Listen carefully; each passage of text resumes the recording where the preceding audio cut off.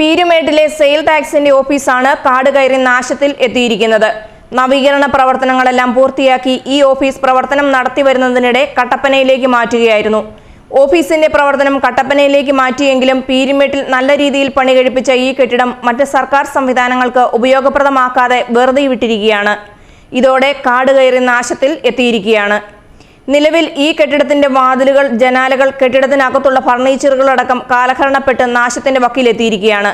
നിലവിൽ കെട്ടിടത്തിന്റെ ഭിത്തികൾക്കും ബലക്ഷയം സംഭവിച്ചിട്ടുണ്ട്. ഇഴജന്തുക്കളുടെ അടക്കം ആവാസ കേന്ദ്രമായി ഇത് മാറിയിരിക്കുകയാണെന്നും നാട്ടുകാർ പറയുന്നു. പീരുമേട്ടിലെ സെയിൽ ടാക്സിന്റെ ഓഫീസാണ് ഈ കാണുന്നത്.